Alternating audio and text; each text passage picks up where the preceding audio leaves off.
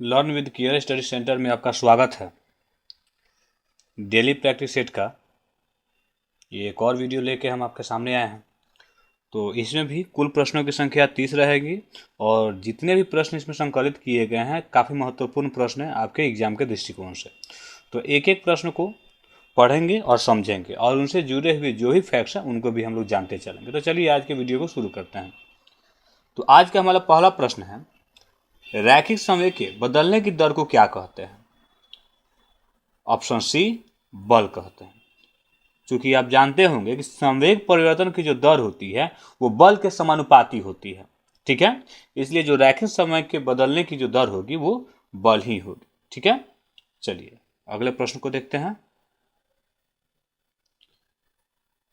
खुली वायु में कुछ दिन छोड़ देने पर सिल्वर की वस्तुएं काली हो जाती हैं क्योंकि उन पर परत बन जाती है। किस चीज की परत बन जाती है? तो इसका राइट आंसर हो जाएगा ऑप्शन डी, सिल्वर सल्फाइड। ये क्यों होता है? क्योंकि सिल्वर जो होती है वो जब खुली अवस्था में होती है तो वायुमंडल में उपस्थित सल्फर के साथ ये अभिक्रिया कर लेती है और सल्फर के साथ अभिक्रिया करने के पश्चात ये सल्फर सिल्वर सल्फाइड में बदल जाता है, जिस वजह से जो चांदी होते हैं उसकी रंग जो होती है काली पड़ जाती है। हमारा अगला प्रश्न है, ग्रहों की गति का संचालन होता है किसके द्वारा? हमारा ऑप्शन है न्यूटन के द्वारा, कैप्लर के नियम द्वारा, गुरुत्वाकर्षण के नियम के द्वारा या बॉयल के नियम के द्वारा। तो हमारा राइट आंसर होगा ऑप्शन बी, कैप्लर के नियम के द्वारा। ग्रहों से संबंधित, ग्रहों के संचालन से संबंधित कैप्लर ने 3 नियम दिए हैं जिनको हम कभी फिर पढ़ेंगे। वैसे आप लोग कमेंट बॉक्स में उसका जवाब दे सकते हैं कि कैप्लर ने वो 3 नियम कौन कौन से दिए हैं।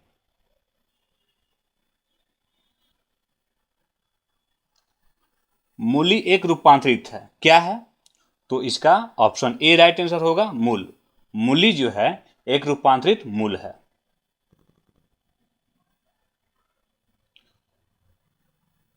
बर्फ पानी पर क्यों तैरता है?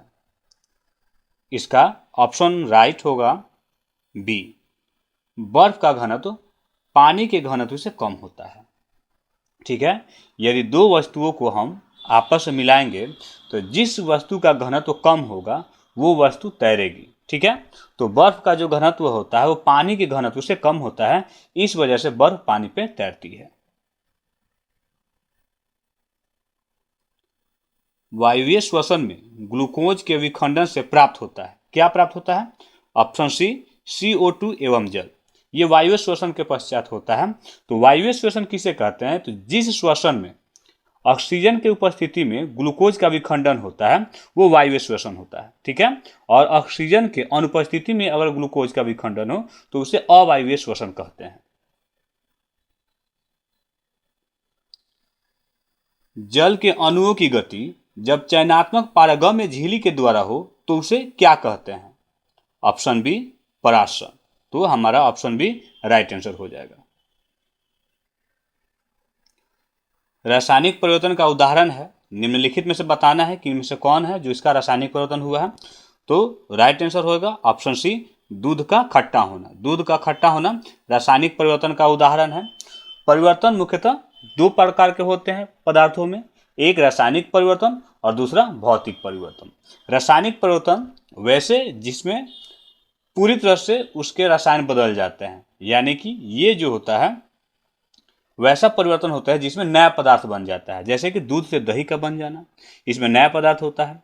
और भौतिक परिवर्तन में नया पदार्थ नहीं बनता है बल्कि उस पदार्थ के कुछ भौतिक गुण ही बदल पाते हैं, जैसे बर्फ से जल बनना या फिर जल से वापस बर्फ बन जाना। तो इसमें क्या होता है, इनके कुछ भौतिक गुण बदलते हैं, इनके मूल गुण नहीं बदलते हैं। तो इस प्रकार के जो परिवर्तन होते हैं उसे भौतिक परिवर्तन कहते हैं। और जिसमें मूल पदार्थ में परिवर्तन हो जाता है, पूरी तरह से एक नए पदार्थ का निर्माण होता है, वो रासायनिक परिवर्तन कहलाता है। हमारा 9वां प्रश्न है, नाइट्रोजन गैस वायुमंडल के कितने प्रतिशत में मौजूद है? यानी कि वायुमंडल में नाइट्रोजन गैस की जो प्रतिशत मात्रा है वो कितनी है? हमारा राइट आंसर होगा ऑप्शन डी, 78%। हमको पता है कि जो ऑक्सीजन है वो लगभग 21% है, ठीक है। और CO2 इसकी मात्रा 0.03% के आसपास है और नाइट्रोजन गैस 78% है। बाकी जो गैसें हैं वो काफी अल्प मात्रा में पाई जाती हैं। हमारा अगला प्रश्न है, दो अस्थियां आपस में एक दूसरे से किसके द्वारा जुड़ी हुई होती हैं? ऑप्शन सी राइट आंसर होगा, कंडरा के द्वारा। अस्थियां का जो जोड़ होता है वो कंडरा के द्वारा होता है। प्रतिध्वनि सुनाई देती है प्रकाश तरंगों के परावर्तन के कारण, ध्वनि तरंगों के परावर्तन के कारण, प्रकाश तरंगों के अपवर्तन के कारण या रेडियो तरंगों के परावर्तन के कारण। तो हमारा राइट आंसर हो जाएगा ऑप्शन बी, ध्वनि तरंगों के परावर्तन के कारण। और ध्वनि तरंगों के किसी भी चीज का परावर्तन यानी कि ध्वनि का परावर्तन हम तभी सुन पाएंगे जब परावर्तक सतह और श्रोता के बीच कम से कम डिस्टेंस जो होना चाहिए, दूरी होना चाहिए, वो 17.2 मीटर की होनी चाहिए। इसी से कम दूरी अगर होती है तो हम प्रतिध्वनि को नहीं सुन पाएंगे।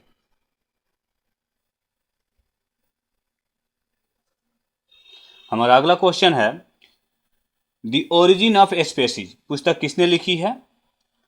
चार्ल्स डार्विन ने, लामार्क ने, कैरोलस लिनियस ने या रॉबर्ट विटेकर ने?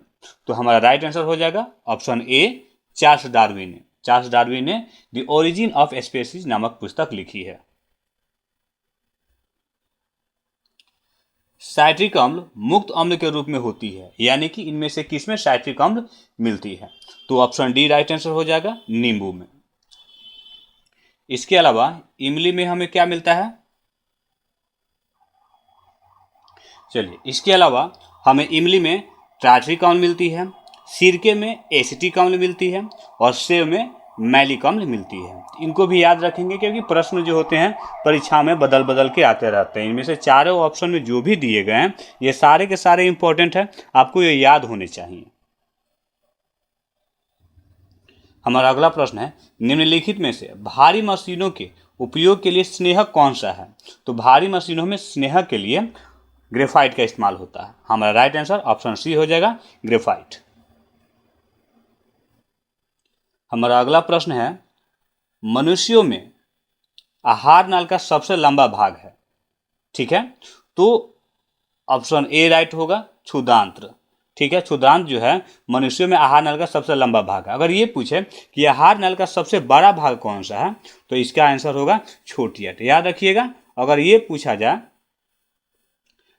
पूछा जाए कि सबसे बड़ा होगा छोटी आंत और लंबा पूछा जाए तो ये क्षुद्रांत्र होगा। हमारा अगला प्रश्न है, सोना महत्वपूर्ण धातु है, क्यों? तो ये जितने भी ऑप्शन दिए गए हैं ये सारे के सारे ऑप्शन, जितने बात लिखी गई है सारे के सारे चीज सोने की खासियत है, लेकिन इसका जो आंसर होना चाहिए वो ऑप्शन सी होगा, आभूषण के कारण। क्योंकि आघात वर्धनीयता है, इस वजह से आभूषण बना पाते हैं, बेचने पर अधिक मुद्रा मिलता है। ठीक है, तो ये आभूषण के रूप में इसका इस्तेमाल होता है और इसी वजह से इसको बेचने पे अधिक मुद्रा मिलता है। ठीक है, और अधिक शुद्धता के लिए भी ये प्रसिद्ध है, लेकिन हमारा आंसर क्या होगा? आभूषण के कारण ये अधिक महत्वपूर्ण धातु है। अगला प्रश्न है, ध्वनि तरंग के विषय में क्या गलत है? तो ध्वनि का वेग 3 गुने 108 मीटर पर सेकेंड होता है, या ध्वनि का वेग सबसे अधिक ठोस में होता है, ध्वनि तरंगें निर्वात में से होकर नहीं गुजर सकती, या ध्वनि तरंग का वेग निर्वात में गैसों से कम होता है। तो इसमें से गलत क्या है? तो ऑप्शन ए ये गलत है, बाकी ये सारे के सारे सही हैं। ध्वनि का वेग सबसे अधिक ठोस में होता है, ये बिल्कुल सही है। ध्वनि तरंग निर्वात होकर नहीं जा सकती हैं, ये भी सही है। ठीक है, और ये जो है ये गलत है, ध्वनि का वेग 3 गुने 108 मीटर पर सेकेंड नहीं होता है। कुनू राष्ट्रीय उद्यान स्थित है, किस राज्य में स्थित है? मध्य प्रदेश में, बिहार में, उत्तर प्रदेश में या महाराष्ट्र में? तो हमारा राइट आंसर हो जाएगा ऑप्शन ए, मध्य प्रदेश में। कुनू राष्ट्रीय उद्यान मध्य प्रदेश में स्थित है।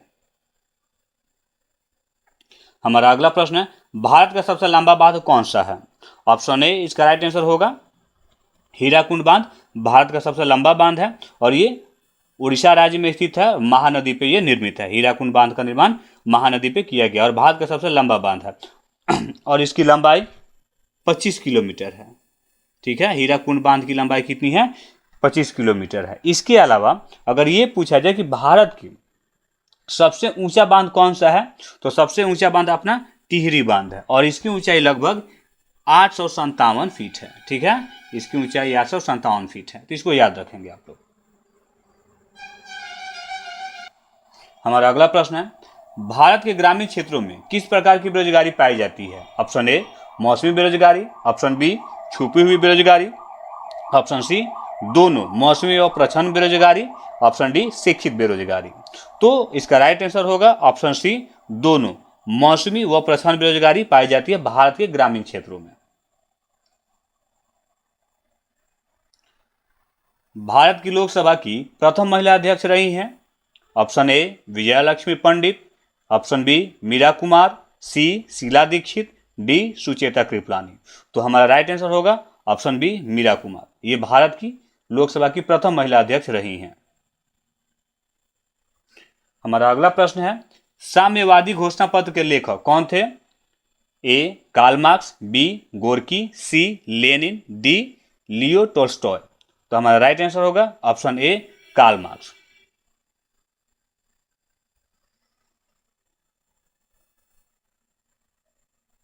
भारत में उष्णकटिबंधीय सदाबहार वन पाए जाते हैं किस राज्य में? ए उत्तर प्रदेश, बी झारखंड, सी असम, डी छत्तीसगढ़। हमारा राइट आंसर होगा ऑप्शन सी असम में। निम्न में से कौन से राष्ट्रपति सबसे कम समय के लिए पद पर रहे हैं? A N Sanjiva Reddy, VV Giri, C doctor Zakir Hussain, D doctor Shankar Dayal Sharma. तो हमारा राइट आंसर होगा ऑप्शन बी वीवी गिरी। और ये कार्यवाहक राष्ट्रपति के रूप में सबसे कम समय के लिए पद पर रहे थे।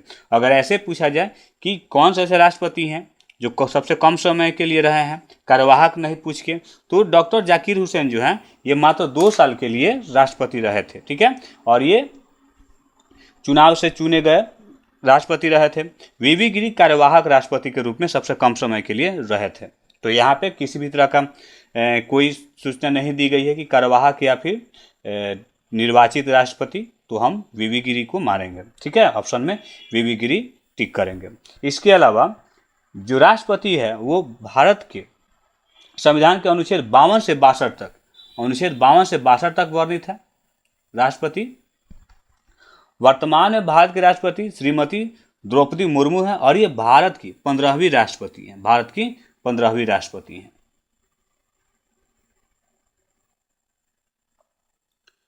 अंबेडकर जयंती मनाई जाती है? ए 11 जुलाई को, बी 12 जून को, सी 14 अप्रैल को, डी 14 मई को। तो हमारा राइट आंसर होगा ऑप्शन सी 14 अप्रैल को मनाई जाती है। 11 जुलाई को विश्व जनसंख्या दिवस मनाया जाता है। 11 जुलाई को विश्व जनसंख्या दिवस मनाया जाता है। 12 जून को विश्व बाल श्रम निषेध दिवस मनाया जाता है। ठीक है, 12 जून को विश्व बाल श्रम निषेध, इसको याद रखेंगे, बाल श्रम निषेध दिवस मनाया जाता है। विश्व स्वास्थ्य दिवस मनाया जाता है, इसका राइट आंसर होगा ऑप्शन डी 7 अप्रैल को। ठीक है, 11 जुलाई को हम लोगों ने अभी पढ़ा विश्व जनसंख्या दिवस मनाया जाता है 11 जुलाई को। 17 मई को विश्व दूरसंचार दिवस मनाया जाता है। 17 मई को विश्व दूरसंचार दिवस मनाया जाता है। और 12 जनवरी को राष्ट्रीय युवा दिवस मनाया जाता है या स्वामी विवेकानंद जयंती मनाई जाती है 12 जनवरी को। ये सब याद रखेंगे आप। वृष्टि छाया क्या है? तो ऑप्शन ए राइट आंसर होगा, एक ऐसा क्षेत्र जो अपेक्षाकृत रूप से धरातलीय अवरोध के प्रभाव से कम वर्षा क्षेत्र है, उसे क्या कहेंगे? वृष्टि छाया क्षेत्र कहा जाता है। आपातकाल के दौरान मूल अधिकारों के परिवर्तन को निलंबित किया जा सकता है, किसके द्वारा? तो ऑप्शन बी राष्ट्रपति के द्वारा मूल अधिकार के परिवर्तन को निलंबित किया जा सकता है। मूल अधिकार संविधान के भाग 3 में दिया गया है और इसका वर्णन अनुच्छेद 12 से 35 तक, भारत के संविधान में अनुच्छेद 12 से 35 तक में किया गया है। वर्तमान में मूल अधिकारों की जो संख्या है वो 6 है। मूल संविधान में मूल अधिकारों की संख्या 7 थी, लेकिन संपत्ति के अधिकार को 44वें संविधान संशोधन द्वारा मूल अधिकार की श्रेणी से हटा के एक विधिक अधिकार के रूप में अनुच्छेद 300 क में डाल दिया गया। ठीक है, तो वर्तमान में जो मूल अधिकारों की संख्या है वो कितनी है? 6 है। अगर ये पूछा जाए कि मूल संविधान में मूल अधिकारों की संख्या कितनी थी, तो 7 थी। ठीक है, चलिए अगले प्रश्न को देखते हैं। द्वितीय विश्व युद्ध का तत्कालिक कारण क्या था? ऑप्शन डी राइट आंसर होगा, पोलैंड पर जर्मनी का आक्रमण द्वितीय विश्व युद्ध का यह तत्कालिक कारण था। ठीक है, अगर यह पूछा जाए कि प्रथम विश्व युद्ध का तत्कालिक कारण क्या था, तो ऑस्ट्रिया के राजकुमार फर्डिनेंड की हत्या किया जाना यह प्रथम विश्व युद्ध का तत्कालिक कारण था, और द्वितीय विश्व युद्ध का पोलैंड पर जर्मनी का आक्रमण। झारखंड में झूम कृषि को क्या कहते हैं?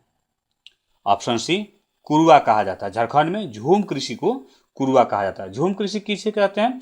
तो स्थानांतरित कृषि को हम झूम कृषि कहते हैं, यानी कि एक स्थान पर कृषि नहीं करके जगह बदल बदल के कृषि करने के तरीके को क्या कहा जाता है? झूम कृषि। और झारखंड में इस कृषि को कुरुआ के नाम से जाना जाता है।